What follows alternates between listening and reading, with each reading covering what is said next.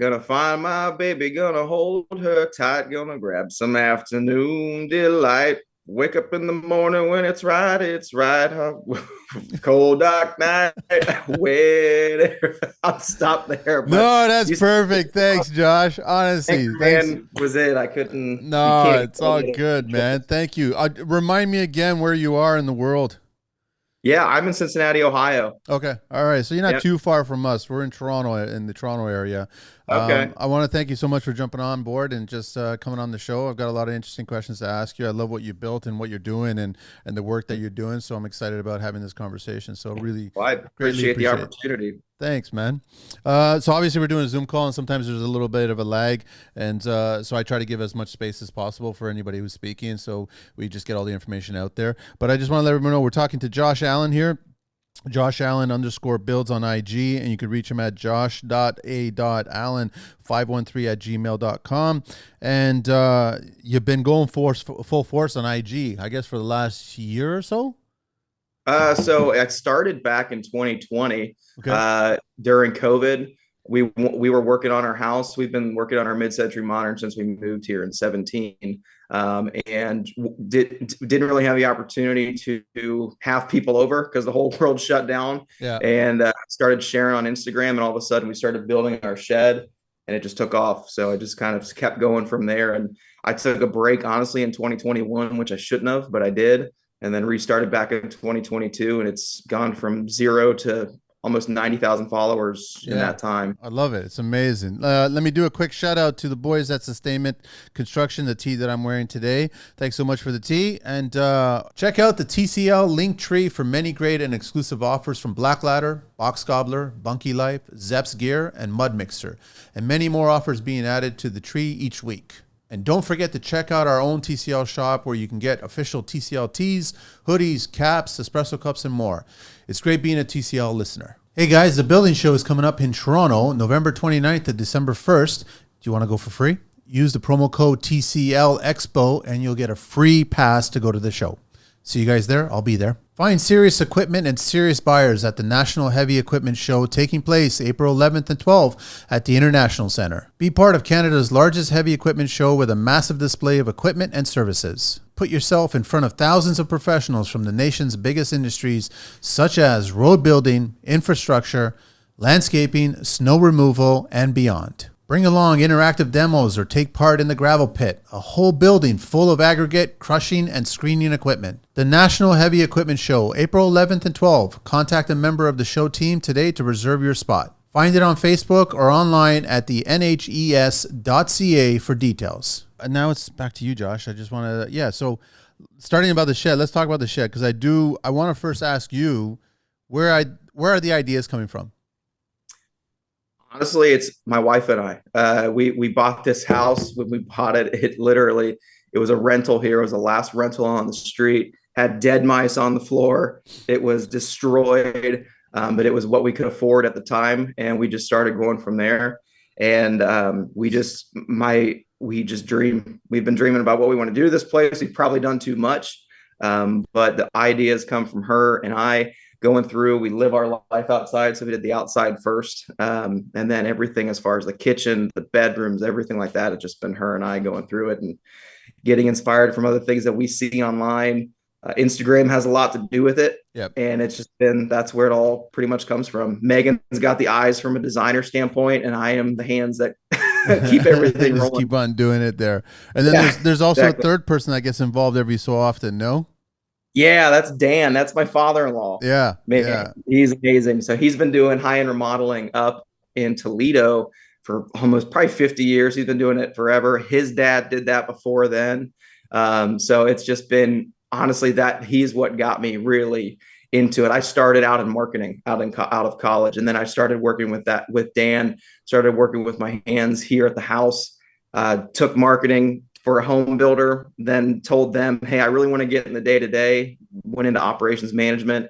And then now I switched into a project management role, which is even more hands-on. So it's been, I'm just diving in professionally and on my own time. I love that you guys are diving in. It's almost like a fresh pair of eyes. You guys are diving in, not necessarily as clients, not necessarily as contractors. You're just diving in. I would think emotionally. You're just looking at whatever the task is involved. You guys look at it like, how would we really want to do this? And that's what I like about this shed. I mean, you come up with a shed, and everyone thinks about a shed.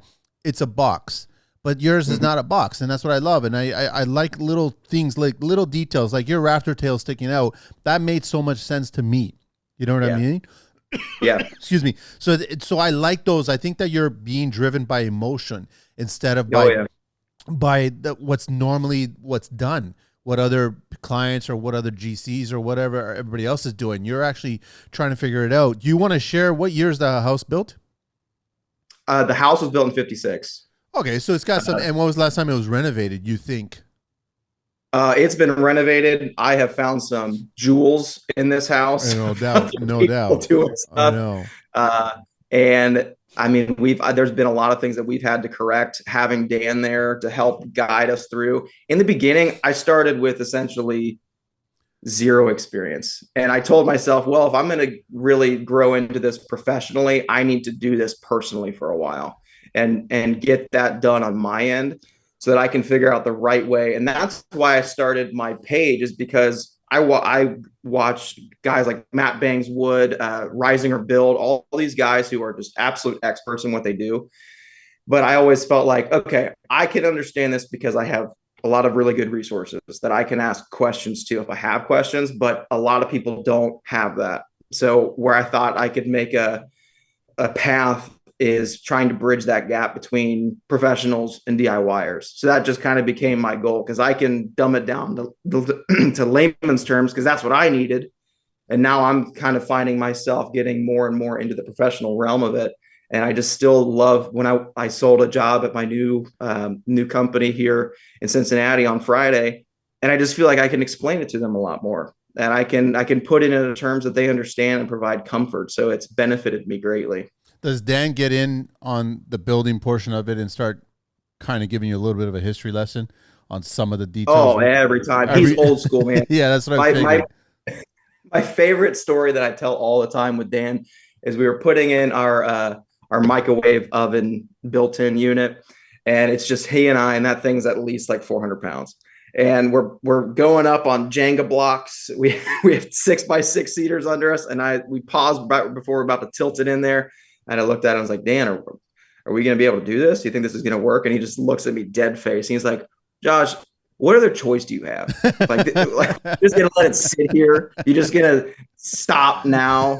So like We're in the whenever thick I'm of down, it, man. It's getting done, yeah, regardless how you look at it. It's getting done. yeah, it's just pure. You go for it, and that's honestly been that mindset shift for me. I've just taken that and ran with it with everything that I do, and with building. I've had a lot of passions in my life, and it started with music. I went full bore into that, realized that needed to be my love in life, and then really just found that professionally I can read about home building and construction. I can listen to it and podcast, and I just don't get bored with it because there's always something to learn. There's always something you can get better at. So that's really what I've just fallen in love with. Are you concerned that, Josh, you might lose the love for it? Because I know that it's your house and you guys are getting started, and you're starting with a fresh pair of eyes, and you're Yeah. looking at the possibilities instead of the business part of it. But when it starts becoming a full blown business and clients and dealing with ups and downs and changes and all kinds of stuff, and we love new ideas, but we may not necessarily want to go with that new idea. Are you going to Yeah. you think you're going to get a little nervous about having to deal with that up and down roller coaster of construction? So I was at my previous company for almost 6 years, doing in construction, it's all new home building, and that I've been using that as my gauge for, am I going to get bored? Am I going to get burnt out on this? And now and I've been with this new company honestly just a month, so it's just starting out, and I'm going from office to field, and every day it just increases. So it might happen someday, but I can't worry about that. I love it. I'm enjoying it. There's something to learn every single day. It's been drinking from a fire hose the entire time, which for a person like me, that's what gets me going. Like that's what it forces you to be innovative, be creative, find the solution. It's problem solving at its finest, which is what I've learned is really what that's the fun in it for me, is it's the problem solving aspect of it. So I don't, from the point of other things that I've had in my life, I found out that music needed to be rather than the profession. Because out of high school, I went to Berklee College of Music for professional guitar and for music business. Quickly found out that that needed to not be the profession I chose. So, and I just knew almost immediately that that was the case, because the lifestyle, everything, it was just something, this is not going to be sustainable for me. And that's why I just feel like this is not going to be that way for me at all. You still have a love for music, though, no? Oh my gosh, Yeah, yeah, of yeah. course, right? Every, everybody on job sites and everybody was like, "Dude, your music taste, I don't understand it. It changes daily. One day it's Pantera, the next day it's folk music, and nobody gets it. I don't get it, but it's just all over the There's a place." whole history of music out there that a lot of kids nowadays don't even realize that there's music out Yeah, there, right? yeah. I grew up. I even picked up a guitar because my brother got this record player. He's this old tube speaker record player from the 70s. And my dad just whipped Wow. out all of his records. And he had this Leonard Skinner Golden Platinum album that opens out, has the big sketch of it. And he put on Freebird. And it's so cliche, but I was like fifth grade and was like, oh, dude, I've got to figure this out. I've got to do it. So You're I was, connecting and you have no idea why you're connecting with that beat, that yeah, sound. it Yeah. was, I loved it. And I went to a small enough high school where I was able to play all the sports I wanted to play. I could go play music. I could do musicals. I just was always into so many things, where that's always been my entire life. I know that you're also doing a lot of furniture pieces as well, too. Is that going to Yeah. expand as well? Like, are you going to Yeah. create a line? Yeah. So for a lot of the furniture pieces have come to fruition because with Megan and it's kind of a piece that I'm building into, because the things that I've enjoyed building the most in our house are the cabinets, the built-ins, everything like that, where it's just a finer, it's not rough framing. So you're really getting into the nitty gritty of it. The furniture piece of it, I think I lack space. So that's one concern that I have, to be able to do some really big pieces. So what I've started to do is I'm going to build the pieces because this is a pure mid-century modern house designed through and through, that fit our house, because that's also the time period that we love. Figure it out on our pieces, just kind of like I'm doing with our house. Figure it out and making sure that I'm building quality things that will stand the test of time. Yeah. And then if I feel that those are good designs, then yeah, I would be taking orders through Instagram. There's an easy shop that you can create through there. And just with the people that I know here, having the real estate agents and the people I have exposure to, people are like, hey, do you think you could build me this? And it's right now, it's like, I don't have the time really, because I'm doing everything else. But when this house is done, I'm going to have to find something else to do. So that's what I figured could be a nice thing to expand into. Well, let's talk a little bit about family life, because it's funny how most people in business, it's the shoemaker's curse, right? It's they build all these beautiful details in other people's homes, but they never tackle their own home. But you're tackling your own home, but now it must be taking a slight toll on the family as well, especially with a new baby. And all of a sudden, like, how's that dynamic? How's that going? Because I'm assuming you're going room by room. You're not doing the entire space all at one time, right? Yeah, we don't have kids at this point in our marriage, so that's coming up here soon at some point. Yeah. But we've both I went room by room in this house, and that's a major reason why we waited to have children. Because it is, when I took all the ceilings down and had the beam in here, I didn't even want to be here. We lived here the entire time. We had our mattress in the front. It's just been, you can imagine. But for me, I'm very lucky. My wife grew up a remodeler's daughter, so she's very She used to gets having it. an incomplete house. She gets it. She can. Her and I, the day we moved in, we don't see it as it is. We'd have people over, and it was like, "Oh wow, this feels like we're camping." I'm like, "Yo, I guess it kind of does, doesn't it?" It doesn't even really faze us. But now all that's left inside of our house is just trim. The kitchen's done. Everything's pretty much wrapping up. So at this point, now it's all fun stuff. We have a small retaining wall I need to build. I partnered with Toya Grid on this pergola that we just built, and then I'll put a roof on that next spring. These are the things that are just fun. I enjoy. It's great. Let's talk a little bit of why was there so much? I wouldn't say so much, but there was a little bit of hate for the fireplace cladding. Like I'm a Mason guy. I love stone, but I do too. what you did with that fireplace made 1,000% sense. You know what I mean? Like that Yeah. angel stone or whatever stone it was, I don't know what type it was, but that was dated. It was done. And I was so happy that you weren't painting the stone, that you actually came Yeah. up with something that I felt was 1,000 times better and smarter. Yeah. And now that fireplace, I totally think that you wouldn't think there's that stone fireplace behind it. You know what I You mean? would. Yeah. You And I think it's left a brand new. window there that somebody would know that it is. And the Yeah. last thing I wanted to do, it's Indiana limestone, which is everywhere here. Yeah. And it being a rental, that fireplace is just, it's a behemoth. And Yeah. when we first moved in, it was a natural fireplace, natural log. And the way that the flue, it has four separate vents, that the box was so big and it's double sided, and the chimney wasn't really tall enough to draw. It would just bellow out the sides. So there were just smoke stains everywhere. Stones were cracking out. It had been damaged. And I'm just like, when I'm done with this house and we're done with the front of this house, I'm going to look at this and still be like, man, it doesn't really feel how we wanted to. I didn't have the heart to paint it. And honestly, that was Megan's idea. She was like, "Hey, man, you're changing this fireplace. We're gonna do this." And I fought it. I really did. And then after it was over, I mean, now it's the centerpiece of our house. And I wanted to make it as easily, if somebody doesn't want it, they can take it out and they can make the stone nice and make it the way they want it to. But for us, I wanted to I didn't want to deface it. I wanted to preserve it. It's there. And I did a lot of research. I did all the metal framing Yep. within the Yep. needed firebox. I did all concrete board that wrapped and returned. I'd used thin set, so everything is completely. It's It's everything's to safe. code, and Yeah. we love it. Yeah, it's everything's safe and it works and it actually looks beautiful. It's nice to see. What type of wood did you use on there again? It wasn't walnut, no. No, the whole mantle is walnut. Okay, So yeah, that's right. we have this place here in Indiana, uh, uh, that we get all of our hardwoods, like our oak, our walnut. They just have so much of it out there.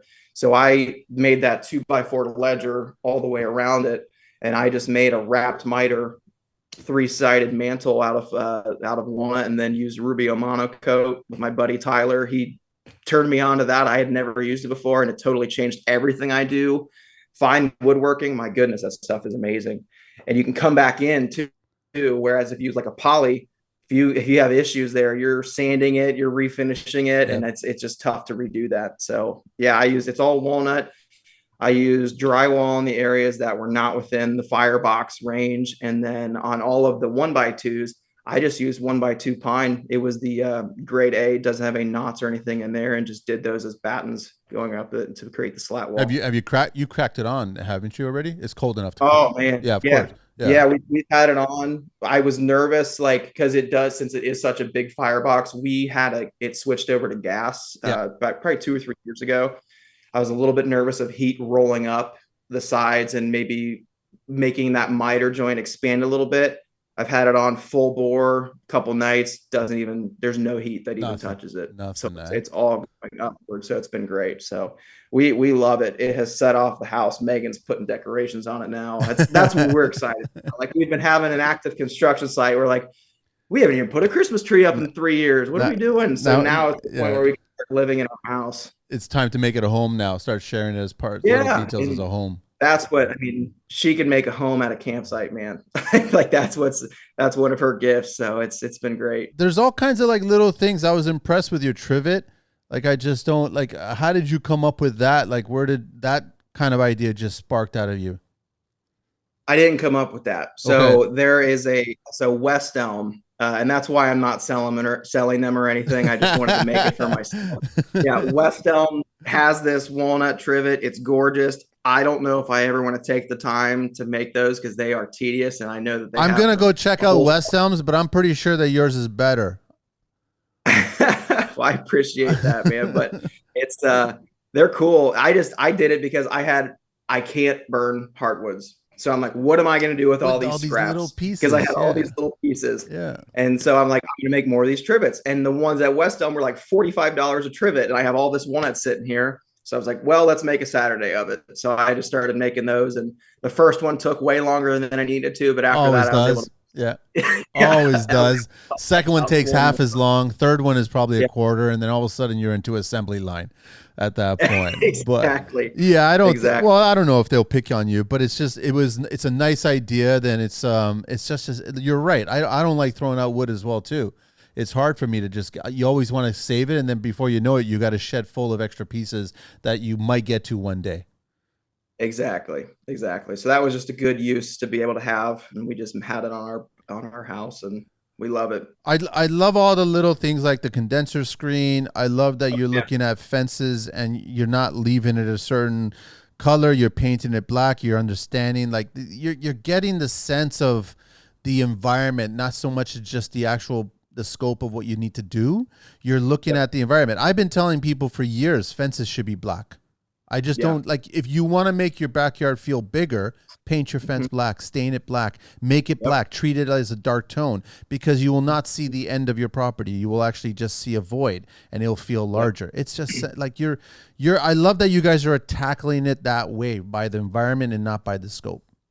This podcast episode has been sponsored by Class and Bronze Limited, authorized Canadian and U.S. wholesale distributor of Pagan heavy-duty, high-performance tile leveling systems and installation tools.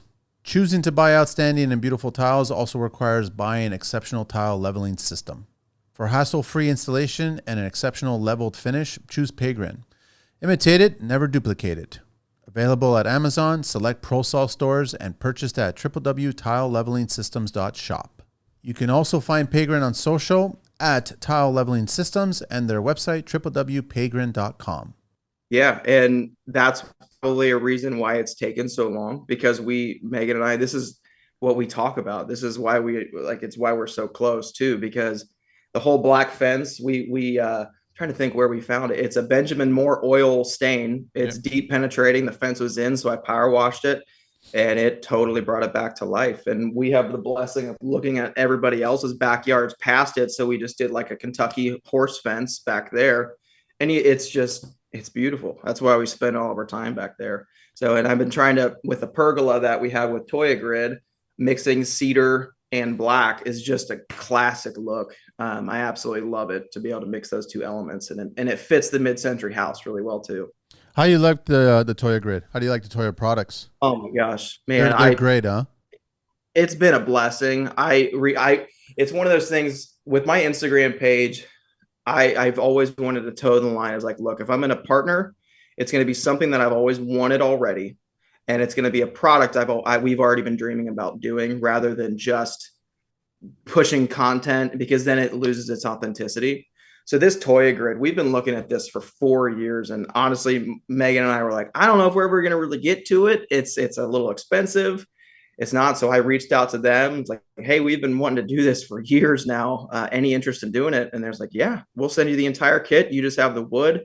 And it went from a dream to reality in 2 days. So it's crazy. Correct me if I'm wrong, but they're also structurally sound, right?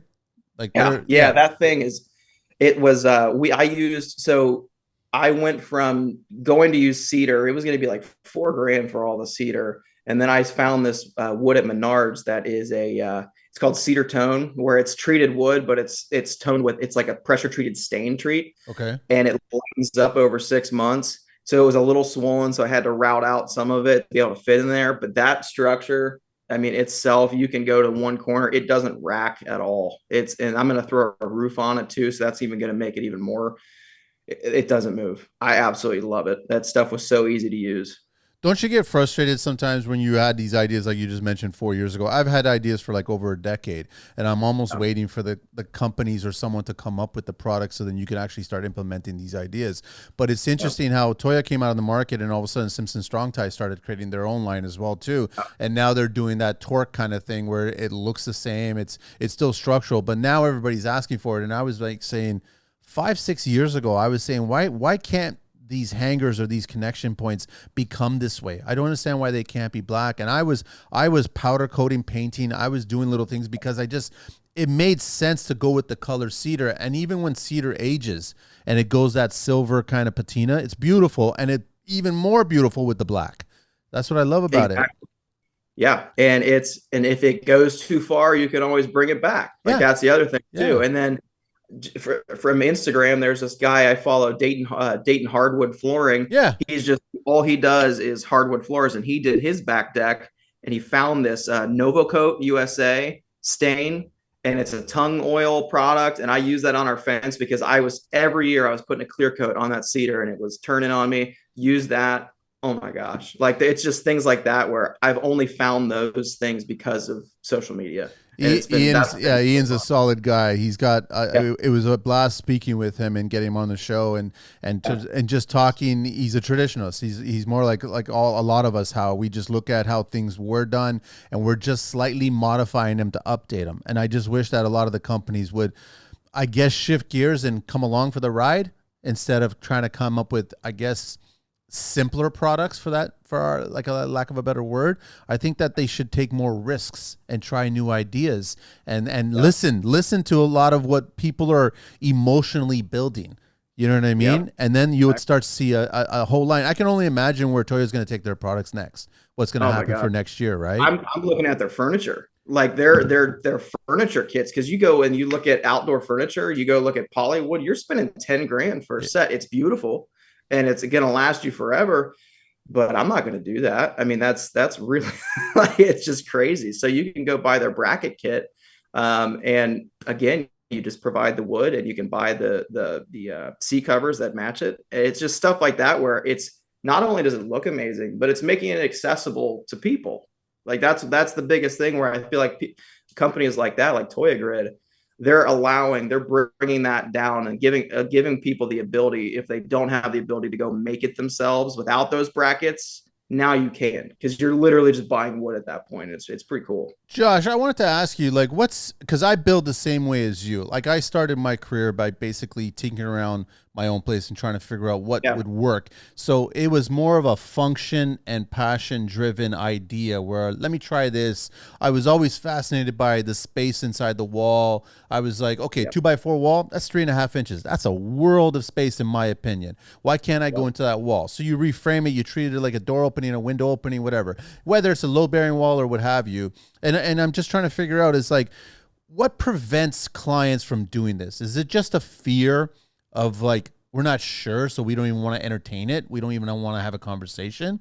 But why not hire a professional and then get their opinion about it and say, listen, we can do this. Like, they do that now, Josh, with load bearing walls. They do that with open concepts. Like, that probably took a little chunk of time, in people's history home building section to commit to that. But now I think you go into every single home or project, the first thing they say is, this wall's gone.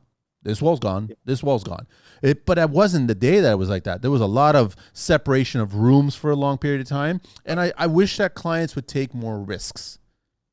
I think, coming from somebody who was looking at this house without a lot of knowledge, fear is probably and fear of the unknown and fear in general, and not even knowing how it could work because you can't put it together in your mind, is probably the biggest reason why. You stand in the space that you have, and it's hard for a lot of people to be able to open that up in their mind. So that's why being in new construction for years and then now jumping into the remodeling world, that's what's so fun to me, because you can walk into somebody's house and they'll give you the idea of what they're thinking is going to be the best plan, and you can throw something out there and be like, hey, that's a great idea, but this is also possible.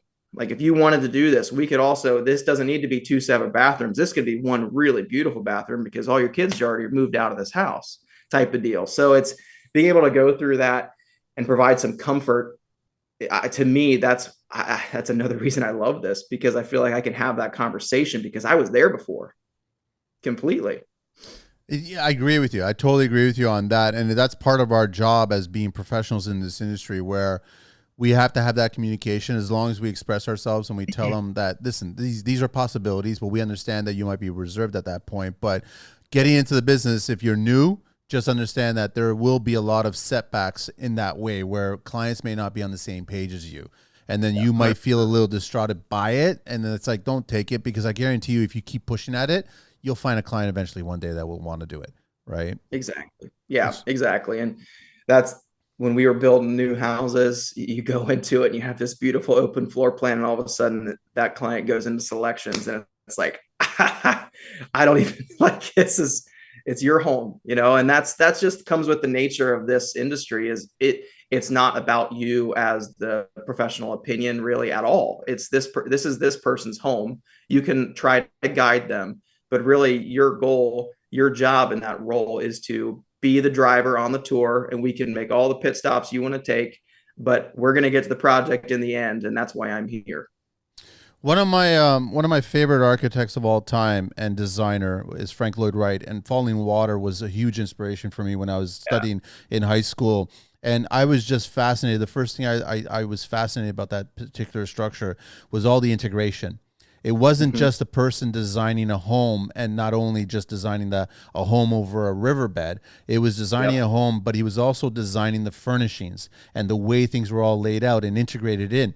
And that's why I bring up that argument about talking to clients, how sure, there's a lot of furniture pieces out there, products out there that you can go to, like places like West Elm and other kinds of places that have all these pieces. But there's also opportunity. Like, I mean, I love your barn doors that you did for two different openings that basically go to the center. You have a choice of either going right or left. And that's Yep. integration into construction. That's integration into design. I love all that stuff. I would love to Yep. see more of that kind of stuff. And I just don't, Yep. I look at it like, why can't clients ask for that or listen to that, or do they just think it's a huge dollar sign? But you can correct us if we're wrong.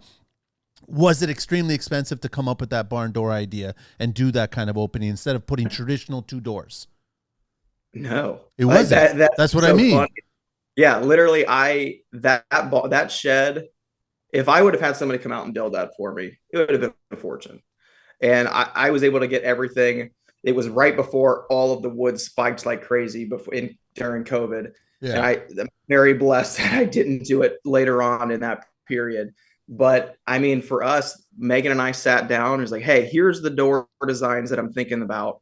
And we were looking, we saw the British brace doors, we saw everything. We were like, "No, that's not really going to fit. That's a pretty classic look. We need to find something that's just." We have all these battens on here. Everything's horizontal, or sorry, vertical. We need to stay either perpendicular or parallel to that. So that was really what drove it. And we just started coming up with it. And I had extra hardy board because all the black frame around it is just hardy. So all it is a piece of BCX plywood. I oil primed all six sides of it, for hardy on top of it, and it took a Saturday and then a Sunday to paint. And there was really no additional cost to it whatsoever at all. It makes so much sense, man. It totally makes so much sense. Yeah. And I don't know if I mean, I'm blessed that I'm married to somebody who has that same, if not better, vision for stuff like that. But for us, it's like, that's why I enjoy it, because it's custom. It's ours. We came up with that. And because that shed plan itself, I looked at the structural framing portion of it is from LP. They have free shed plans. So the plan Yep. itself was free. And I looked at that and I'm like, all right, well, how can I make this ours? So then that's really where we went from it. See here, you're making it yours, but the thing is, in Mm-hmm. my opinion, it's still sellable. Because I've always had this argument on the show where we're talking about clients will always choose what is the for sale sign Yeah. proper. You know what I mean? They're always concerned. I'm not going to stay here. This isn't the forever home. So we have to consider about resale value. But the thing is, you're creating all these custom little details. And I could totally see a big chunk of the market wanting these ideas in their homes because Yeah. they, just like you said, if they were to hire somebody to do it, then it's going to be really expensive. 100%. And we've had so many people. The biggest thing is like, guys, this is not your forever home. Why are you doing all of this? What are you doing? And they don't get it. And that's okay, because honestly, they're right in some ways, but I'm doing the work myself. They're wrong. I'm The sorry, but they're amount of wrong. money, it's elbow grease, and we have a vision, and that's what matters to us. And we're building something that we love. We're here every day. We're not big vacationers. We love to be at home. We'll go to the lake, and that's about it. We want to make our home an expression of us, and that's really the center of all of it. Any ideas, Josh, that didn't work? That once you finished it and you both looked at each other and you're like, we could do better. The trying to think. I did have one idea when I was taking out the beam, or the main wall between our kitchen and living space, and we ran new structural LVLs for it. We have this ceiling that comes down, and it's pretty low. It's maybe 7 feet, and I was going to open that up too. And it's just a cluster of all of our HVAC. I was like, oh, it could be cool. I could expose all the HVAC returns, make it look kind of industrial. And then I start demoing the kitchen, and it's all rock, like the hard rock plaster, Yeah. concrete walls, and then Oh, all the inside corners are the steel mesh. And I'm like, I don't think oh, I want to do that at all. yeah. There's been things like that where we've pivoted. But as far as something that we've done that yeah, here's one. So in the very first bedroom that we did, I was like, hey, Megan, we're going to keep all the same window trim. I don't really want to get into all of that. And it's actually the trim that's right here behind me. Yep. I don't want to get into any of that. I don't want to rebuild it. I think it's fine. So I spent a weekend sanding it, getting it to, because it's been painted a million times because it was a rental, never looked nice. And we came back in here and we redid this room. We've done this room that I'm sitting in twice, and I redid all the windows, redid all the trim, and then we go in there. It's like, oh yeah, that was a mistake. I should not have. We needed to redo all the window trim in this house because it just cleaned up everything. It just made it look honestly like a new room. It was crisp, clean, new. So that was, it's typically Megan saying that, hey, this needs to happen. I kind of fight it because I don't want to go back into a project a little bit. No, And I then know. it turns out being 100% right. No, but that's how you learn, right? And not everything's Yep. gonna be perfect. But I really wanted to ask you, Josh, is as you guys are getting close to the end, have you already started talking about what's next? We have, yeah. So as far as this house, the cost of living is extremely low, and that's very valuable because interest rates continue to rise and the Yep. cost to build is continuing to rise. So honestly, we could stay here for probably 3 to 5 years and easily have a kid here because we've made it the way that we have. For the future, it's difficult because her entire family's up in Toledo. My family's here in Cincinnati. We both met at my university and have been living here since. The biggest thing next is the reason I went into remodeling is because after working with Dan, I'm thinking, man, this could be something as far as a dream goes, that this could be something that I could see myself doing with either with him or here in Cincinnati. But I took the position that I'm in now because this is the perfect way for me to figure that out without taking a huge jump and a huge risk. And I can learn from professionals and really dive in and make sure that I'm making the right decision and also doing it well if I were to make that choice to make that like my 100% role in what I'm doing with my life too. So as far as what's next, Megan and I say it's our 5 year plan 5 years ago. We would have never thought that I'd be sitting here on an interview with you. You know Yeah. what I mean? Like Yeah. Yeah. it has We don't changed know. so much. Yeah. It changes so much, and with Instagram becoming and the social media becoming a lucrative side thing for me, I'm able to use that to continue to support what we're doing. And it honestly frees us up to be able to make those decisions and go from there. Well, like you got the bug in you already right now. Both of you guys do. So Yeah. then you start thinking about, so what's the next personal project we can kind of tackle and then come up with more ideas, because once you've done this house, then you start wondering what else can we do. But then that involves getting out of this property, which you don't want to. You might as well enjoy this property for a while. We are going to. And with the most recent next step for us is our dream is to be on a large property. We love the home and the structure, but we're not the $1 million or $1.5 million house people. It's just not really, we want to have a nice home. It doesn't need to be massive, but really for us to be able to be outside, woods, possible creek, our dream would be able to find a property and find that first, and then honestly build not a temporary structure, but create a kind of a barndo living space that first, and then live there and have that, build that ourselves, and then wait and save up the time we could live there for a while, and then take the time to design the house that we would want on that property. And that barndo becomes a guest house for my family, her family to be able to stay in. So that's been honestly for us, that's where our big scale dreams are kind of leading for us to be able to go for. But that's going to be a couple of years away. We're still building quite a bit here, and just taking our time. I mean, we're not really taking our time, but we're making sure we're taking the steps and thinking it through. I want to ask you about backyards, and I know coming from us, we're in Toronto, and a lot of people, especially during the pandemic, the funny years there, that they were conscious of the backyards. They were conscious of deck building and building pergolas and building little oases and stuff like that. But I guess pools were another big thing that were being built. And when I look at, and I'm going back to the beginning of the show when we talked about the shed, I said the shed, like your shed that you built and designed, has so much potential other than just being a box. And people should start looking at that potential there, right? So it's the same thing with pools. When I look at certain backyards, fine, they're beautiful, they're perfect, they're hardscape, landscape, all kinds of stuff, and you have the pool there. In my mind, it's not the tranquility that I'm looking for in a backyard. And I think what I've been Yeah. learning from lately is when I've been having conversations with hardscape or landscaping people in general, builders, I start thinking about going into the earth.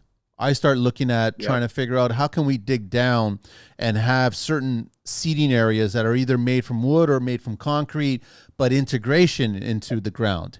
I think that is more appealing than just putting a pool. I get the pool, I get the pool party, and I get the pool birthdays. Like a conversation. Sorry?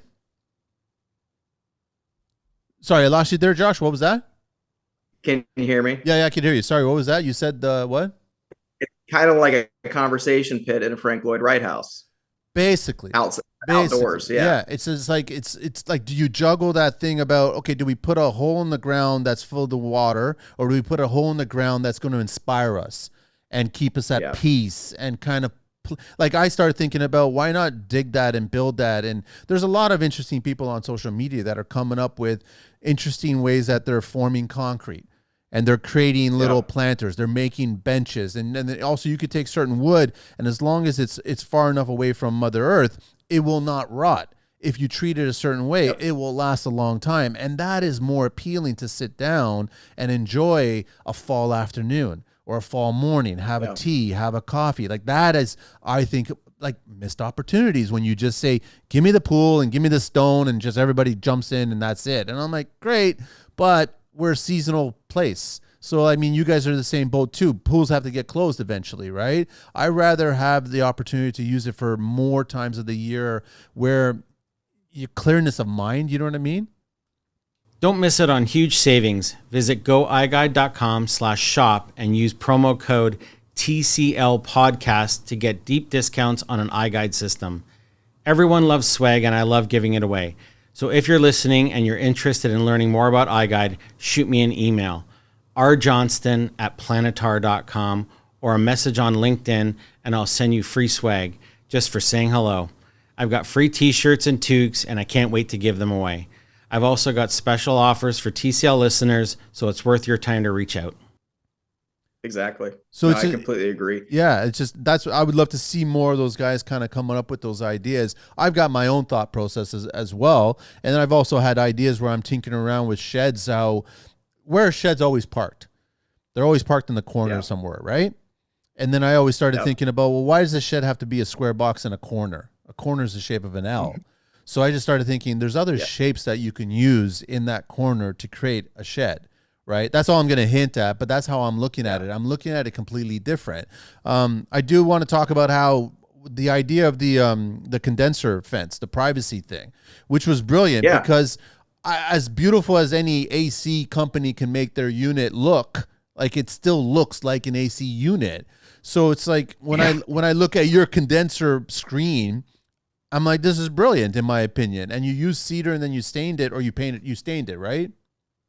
That one was painted. So Painted. I used cedar, and then I did. I'm a Zinsser oil-based fanatic on anything exterior, all six sides, and then I used the black paint, and it stood up really well for us. So how did that So, come, that idea come about? so really, it came about because we were sitting out there. I'm like, man, I hate looking at this. That was the very first thing, because I've got the gas meter right next to the Yeah, door, yeah, and I'm yeah. staring at this old condenser. And I'm like, this, I hate this. This looks terrible. So then I started going online and looking at, like, okay, venting screens. And the very first thing that was driving I wanted them, I actually talked with one of our HVAC guys that I worked with at my previous job. He was like, hey, I don't want to limit airflow.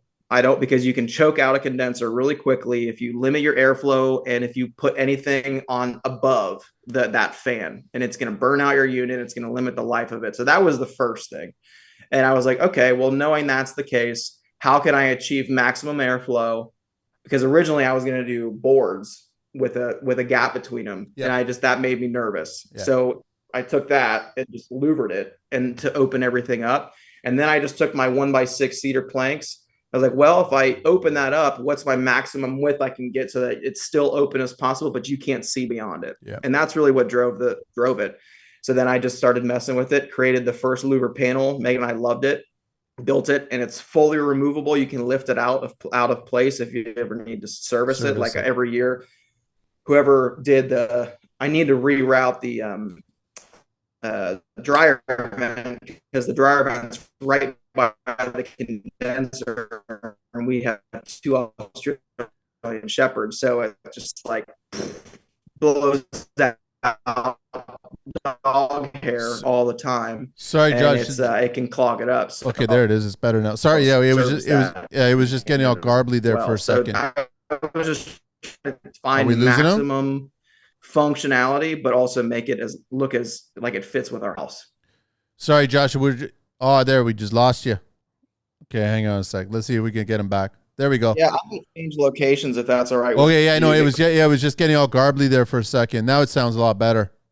Okay. Okay, and you still look good there. So I guess you're just standing up. And then, no, I got the gist of it. And the other thing I want to say about the condenser screen that you created is that this is something I learned in my first year of construction, is that if you have pets, it's going to prevent the pet from peeing on your condenser, because that's a culprit for destroying the condenser. Yeah, it's everything. It protects it from the elements, protects it from somebody kicking a soccer ball into it, a dog toy getting hit into it. Anything to keep those fans, those little fins, as perfect as possible is the goal. So what's the story? Are you a yellow guy or are you a red guy? Is it DeWalt or is it Milwaukee? Because it's a mix of both. Oh, it is. So I started out, and honestly, 95% of my tools are all DeWalt. Okay. But I told myself, well, it doesn't really make sense for me to go out and find other tools and then have to invest in an entirely other battery platform. So for that, the only Milwaukee tools that I have been sent to me. So that's kind of why I've experimented with them. But I got to say, I think the tool brand, each one has its own perk. Yeah. Like the Milwaukee nailers, I love because they don't have that flywheel. And I think it's crazy how other nailers in a lower market don't have the flywheel. I think DeWalt will probably change that at some point. At least I hope so. But most of my tools are still DeWalt. I'm curious, what's Dan? Dan's a DeWalt dude. Yeah, he's a DeWalt through guy. And through. Yeah, that's what Oh yeah. And everyone I work with, they're all DeWalt guys. And it's like you're so invested in a battery platform too, because that drives a lot of it. Because when a battery is $300 for a larger battery, it's like, well, I don't really want to literally double all of my costs to be able to move over to this tool brand. So I'm loyal to a point, but if there's a tool out there that's better, I'd probably invest in it. Well, yeah, that's the thing about it, is that it's a big challenge. I've always said this to all the tool brands. I just said, you've got a really big challenge when you've got someone that's invested in one particular brand and asking them to switch over to another brand just because of the battery applications, right? And we all know that we can't ever get this question gets asked me all the time. Why can't we just create a universal battery? And I'm like, the battery is not the problem. The connectivity between the tool and the battery is the problem. So the connectivity of the actual tool doesn't work with competitors' batteries, and that's why you can't have a universal battery system. But no trade I know is ever going to drop everything and go to another one.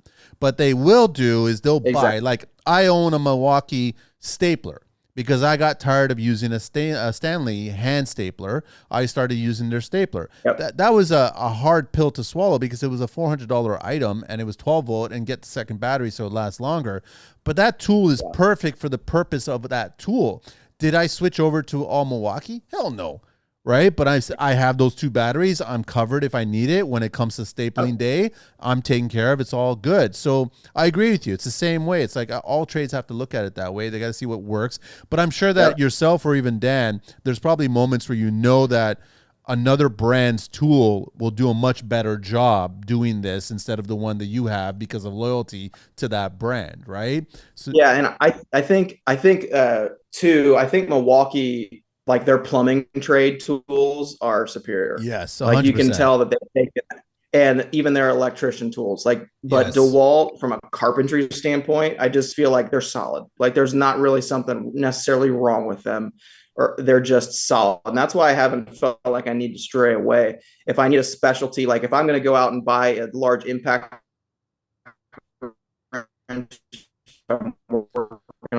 Sorry, sorry, Josh, we're losing you again. Sorry, man.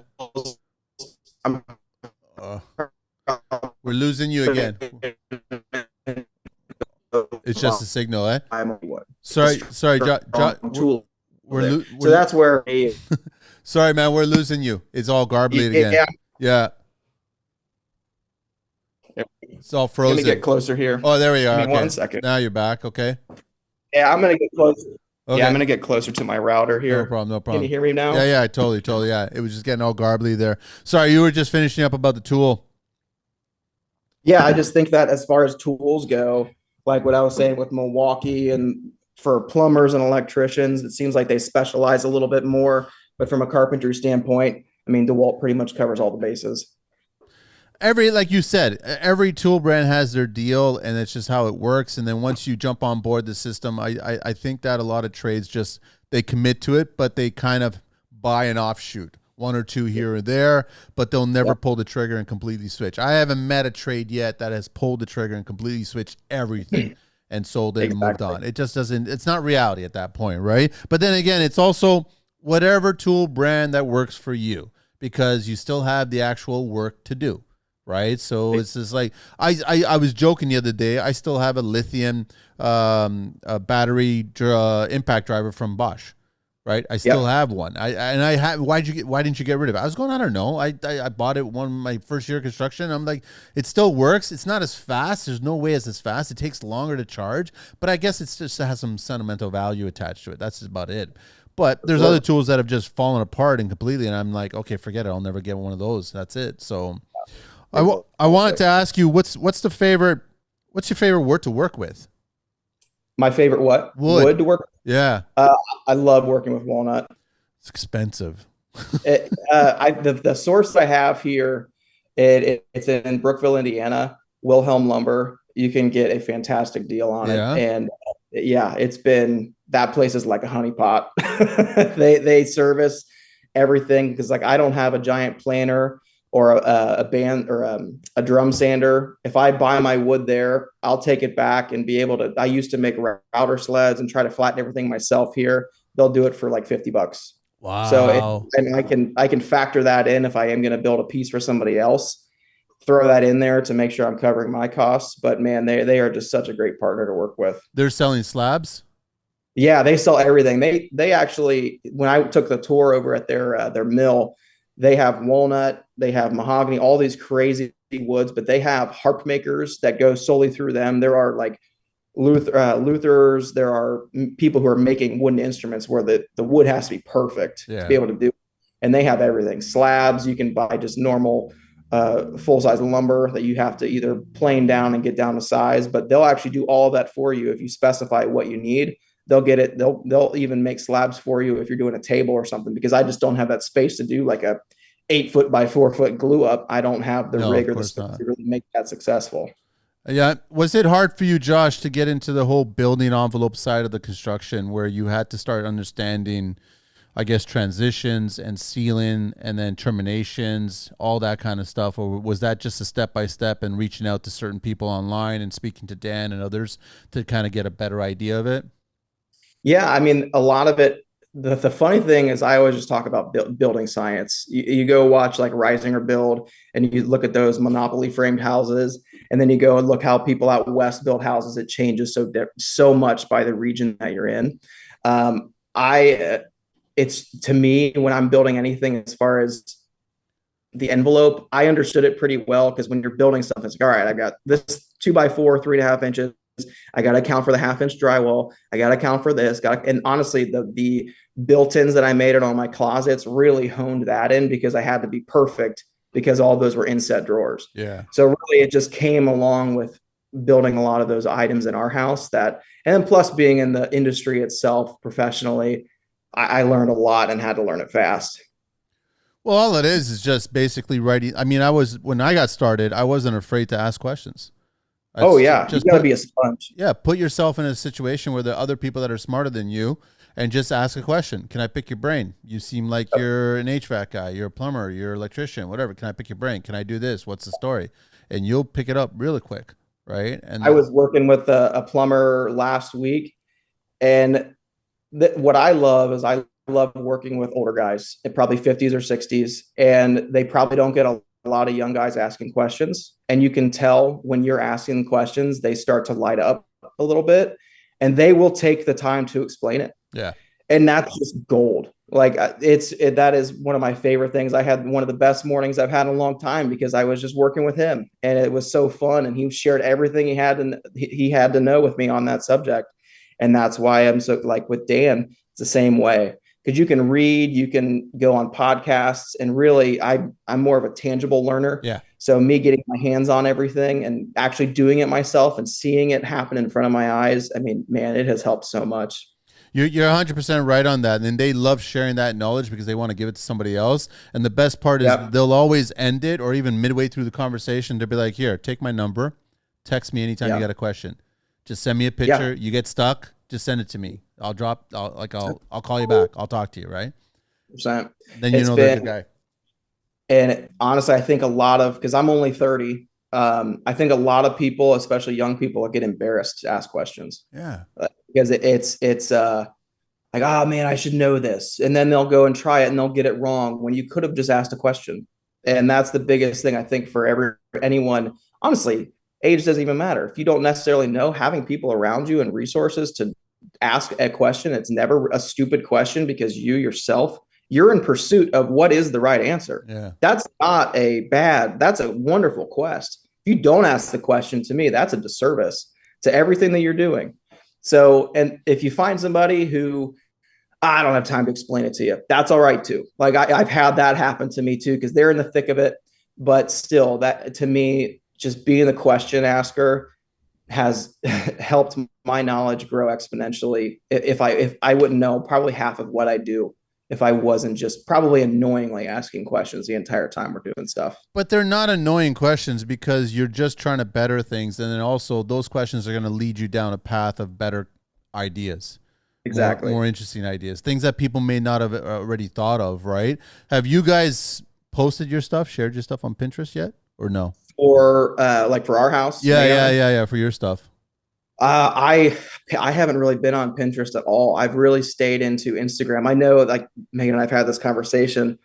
This sounds terrible, but with Instagram, I literally am already working on something. I just pull my phone out and start filming I it. know. and, I know. and that's what's to me, that's been the main driver. I'm like, I don't necessarily want to lose that authenticity, but there are things that I could be doing more like long form video on YouTube, getting better with that. And that's actually like for some of our own personal growth, that's the next step for me because partnering up, I partner with Lowe's right now. That's kind of forcing me to take that next step, and it needs to happen, and it's putting the pressure on me. Whereas I probably wouldn't have done it before. So yeah, TikTok I need to be doing more of. YouTube long form I need to be doing more of.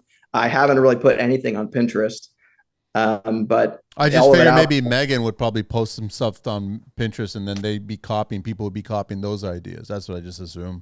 It's a great idea. Honestly, we probably should be doing But that. it's it's another platform that you guys got to manage as well too. All right, now it's not just shooting a quick video while I'm working. I need to actually put time and thought into this and making sure that I'm doing it right. What are you looking forward to building next in the next week or two? What's happening real soon? Well, right now I am actually making a repair. So when we did our kitchen, I did self leveling on the old concrete slab, Yep. and where I had my temporary kitchen, like I still had my stove and my fridge set up in the corner. I didn't have self leveling go up there, and I actually there's voids in the floor that the LVP was dipping a little bit, and I need to make sure. So I ripped up the floor Tuesday evening this last week, and I'm going to actually work on that today. But as far as projects coming up, it's all going to be the interior trim in our main living area, and Just my finalize goal is that. Yeah. yeah, it's winter time. I'm going to stay inside, get the trim done, get the inside of the house wrapped up. And then once spring hits, I've got the roof or the pergola. I'm going to rebuild the retaining wall out on our driveway. And then our goal is to get a new blacktop driveway put down for us as well. So there's still plenty to There's do still here. plenty to do before the year's over. The concrete aggregates and construction industry is always evolving. With an ever-changing industry, it's crucial to stay up to date on the latest technology and techniques. Come to the Canadian Concrete Expo to keep your skills sharp and upgrade your knowledge to meet the needs of today's market. The Canadian Concrete Expo offers over 40 conference sessions, certification courses, stage presentations, and live large equipment demos, all in one convenient location. February 14th and 15th at the International Centre in Toronto. If you haven't looked it up yet, go to the CanadianConcreteExpo.com and sign up for the newsletter to get special show offers direct to your inbox. Oh yeah, there's always something to do. If I don't have something, Megan will figure something out, like a trivet.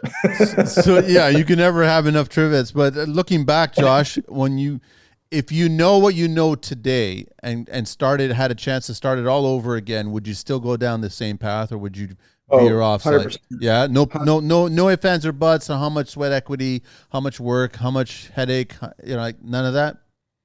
No, I have everything has, there's no question. There's no regret. There's no anything.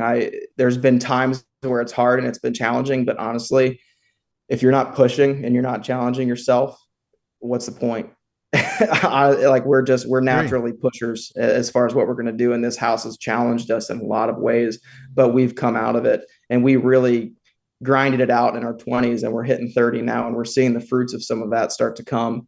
And when you have that happen, and it kind of reaffirms it, it's a delayed gratification where, you're putting the work in and you don't necessarily know what's going to come of it, but you have faith that the hard work you're putting in, and it just, when stuff starts to happen, it affirms that mindset of, look, I don't know what this is going to bring me, but I'm going to keep trucking and keep working and keep going. And that's really just been it for us. I'm guessing that you're getting a lot of kids. I mean, you're a kid in my opinion, because I'm in my early 50s, but you're getting a lot of kids reaching out to you and picking your brain about what to get into, or should I get into this industry? Should I try? And I love hearing stories like you started your career mindset as a musician and realized that that's not your path, and then you kind of fell into this, and now this is your path.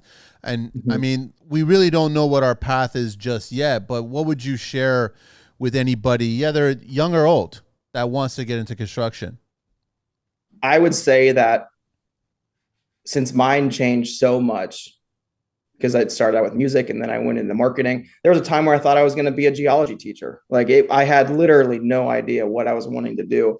But the only reason I figured it out is because I never stopped searching for it and pressing. And to me, like the whole master of the jack of all trades is a master of none, I don't believe that at all. I think you need to get your hands as a young person in as many things as possible, even if you're older. I don't see myself ever stopping that. And I see my grandma, she's been quilting. She was a home ec teacher. She's doing all this stuff, and she continues to learn every single day. And that's what makes her happy. And that's what I'm finding myself becoming the most happy with. So for a young person, to me, if you're thinking about construction, the hardest part for me was like, all right, where do I start? Like, where do I even start? And that was, for me, was our house. And I just took it one project at a time. But if you don't have a house that you're doing it, there's still so many things you can get into. You can start building furniture. You can it started out, I couldn't afford to buy presents at the time because I was in college for Megan. So I would go make this jewelry box for her, and it was terrible and she loved it. But it was just starting out small, and just, it really has grown from there. So I just think if you have if you're finding yourself on social media or doing something to pass the time, and you find yourself looking at a video of something and you're like just consistently seeing yourself watching, I was like, why am I just watching this? Why, when I could just be trying to do it myself? That, to me, that's the goal. That's the key. That's the real answer there, is like when they're asked, where do you start or how do you start? You just start. Like, you just start. Figure it out. That's what, with Instagram, the amount of people that have kind of said to me, I was like, nothing you do is special. You literally posted a video grinding something down. Like, yeah, and you probably do that too, but I posted it. I started it. Like all those Gary Vaynerchuk, just do it, man. Like, just start putting on. Nobody likes it. Who cares? But the consistency is what matters. And seeing that happen that's why we're just tenacious and us keep going. Yeah, the starting point might look very similar to everybody that's watching from the outside, but your starting is going to be it's going to be unique compared to other people that are already out there. I mean, it's going to be interesting to see what construction Instagram is going to be 5 years from now. You know what I mean? It's It, just it's like someone right now is figuring out new ways of what they want to do, what they want, how they're going to share it, and how they're going to get it going. So, like that's who's listening right now. Figure out how that you want to share it. Like, how do you want to tell that story? exactly. And is Instagram still going to be the app for it? Like I yeah. there's you just and so that continues that search of, hey, you can't have all your eggs in one basket. I'm mainly on Instagram. I need to grow into YouTube. I need to grow into TikTok. Those are the things I need to be doing, because if I want to stay relevant with doing this, you can't just like stop at one portion of it and just say, oh, here's my place. This is where I'm going to put it. You have to continue doing the things that you did in the beginning. You have to continue doing that. You can't just stop in one place in time and it's like, all right, this is it. I'm going to keep doing what I'm doing. How do you balance, Josh? Like, there's always a fine line. I've always said it when it came to my social, and I shifted gears to more of this podcast, and I want to spend my efforts and my time on the show and building it. It's just I always wanted to keep my private life as private as possible. But I do see a lot of social media influencers out there, especially in construction, that are sharing quite a bit of their personal lives, which is totally their choice, and that's totally cool. And I don't fault them or anything like that. But do you have a fine line regarding how much is personal, how much is professional, and your messaging regarding the content that you're sharing? I'm a naturally pretty lighthearted individual, as far as just, so that's what I tried to make everything that I do. I'm not trying to make it super serious because I Yeah. want everything to be approachable. And honestly, I when I first started Mar with Carpentry by Mar, I had a conversation with him. He was like, honestly, man, social media is entertainment. People are going to want to be entertained, or they want to learn something. And I was like, I took that. I was like, nobody wants to know really what, like, I'm not going to go and just talk and spill my beans about stuff about me, because that's not why people are here. If somebody wants to do that, I think there's nothing wrong with that. I think there's definitely a time and place for it. But my goal is to try to add value. Like that's like be always adding value to something else. And if something funny happens along the way, or there's a story to be had, I think if the story is mine to tell, then I can do it. But as far as anything else from a personal standpoint, people obviously see Megan and I. It's hard not to. We have a small little house, but we're both involved with it and we both love it. So as outside of that, I don't really share much personal stuff if I don't need to, honestly. No, I'm just curious about it because it's going to eventually come up at some point, and I usually see it when it comes up around the holidays. People start sharing specific family events that are going on regarding certain seasonal holidays and things like that. And I'm just like, it's a choice. It's a choice, and I always wanted to keep mine private, and I left it that way, and I just wanted to do it that way. I just share I guess my personal professional opinion about certain things, and that's how it Exactly. is. Yeah, as simple as that. And that's it for me too. Because honestly, I don't, safety is a concern, like Yeah, obviously. Then that's one thing where that was the conversation when this started kicking off. Like Megan and I saying, like, hey, let's not really pin down where we are. Let's exactly, not, exactly, and that's where I was headed. Yeah, and that's why there's no photos of the front of our house. I don't really do any of that. It's all stuff within it, which could be anywhere. yeah. So it's stuff like that where you just have to be smart, like, because I could aimlessly be thinking and doing all this stuff. And I see some things that people share that to me, I'm like, man, all right, like that's cool. That's your prerogative. It's your page. Yeah, I know. I'm the same way sometimes. Yeah. Yeah. So, and if I'm in a location, I usually don't share those videos until I'm back type of deal, it's just small things like that. And it's a shame that it has to be that way, but you have to be. Yeah, you just got to be careful in today's day and age. That's all it is, as simple as that. I think we're getting close, Josh, to the end there. Is there anything else that you want to share before we get to the 10 questions of construction? At this point, no, man, I'm just excited. It's crazy what this path has taken Megan and I to. Yeah. I just want to say to you, thank you. Yeah. Have anyone told me 3 years ago when we started doing all this, when I'm just sharing projects, that it would lead to anything like this? No, wouldn't have been able to do it. But to your point, you just got to start. That's all it And is. I think that's where people don't do it. And that's the first thing you do. And it's going to look ugly for a long time. There were an 8-month period where I was posting stuff where nobody looked except for my friends and family. And that's when you see people stop And if you're doing it all for the right reasons, that then it'll come if it's supposed to. But you still do it, and and if it means something to you, that's really what matters. So that's what I've found is try to add value. Does it mean something to me? Because if it does, then I feel like it's worth sharing, and I can live by that.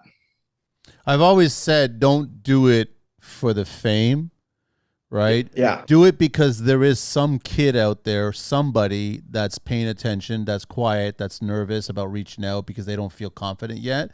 But your post that you may think that you're sharing that means nothing might mean a lot to one individual. And that was the reason behind my show, doing this show here. I cared about just one person listening. And now it's a different story. It's like it grows. That's just the bottom line. So, and like you said, to start, and then someone is paying attention. At first, it's your friends and family. After that, you're going to get complete strangers that are going to be really looking up to you, and you'll be surprised a lot of the time on certain posts that you thought nothing of, but you shared it, and then all of a sudden it hit. It just connected.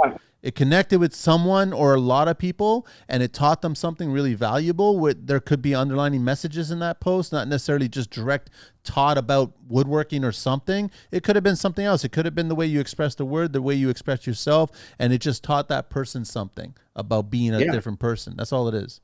That's all it is. And it's really fun, honestly, because I feel like as I'm doing it, it's almost like being a teacher, where if you're a teacher of something, you're learning it better yourself.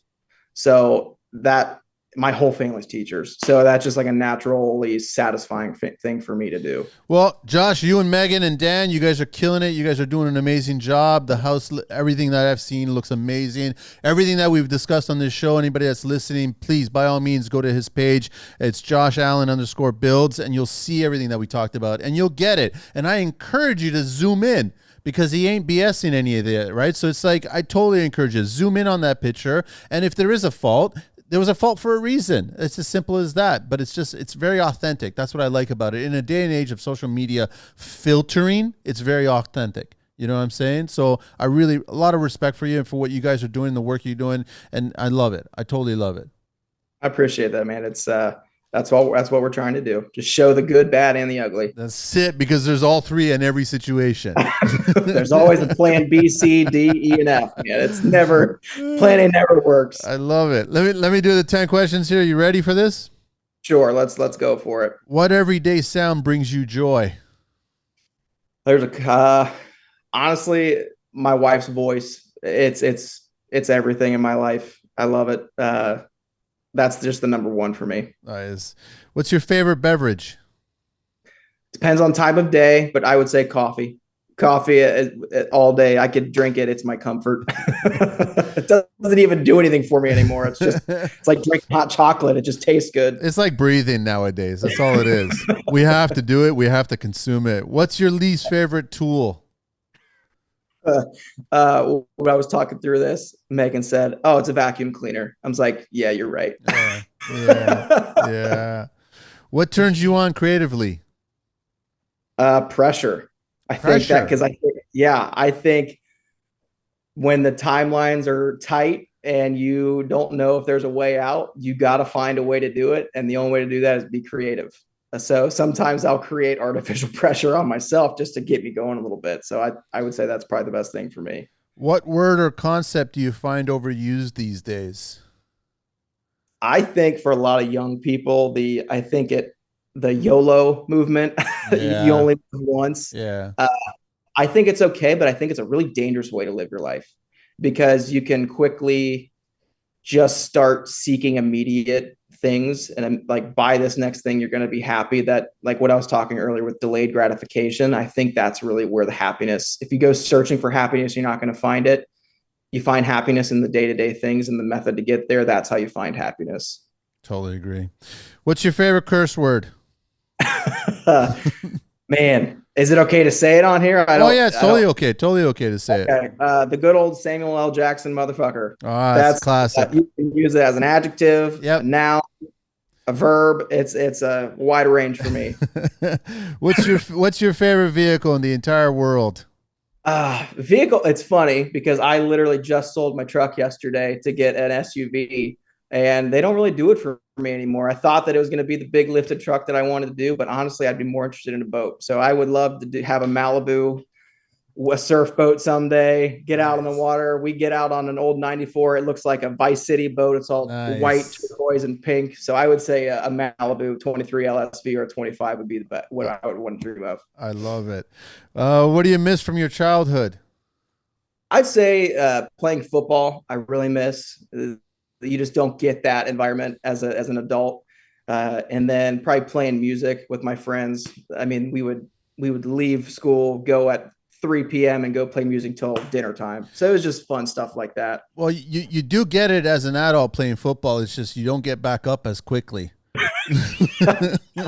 I tried playing club football at my university, and I'm like, what am I doing? If I tear my ACL, I can't go to class. I got to foot the bill. I know.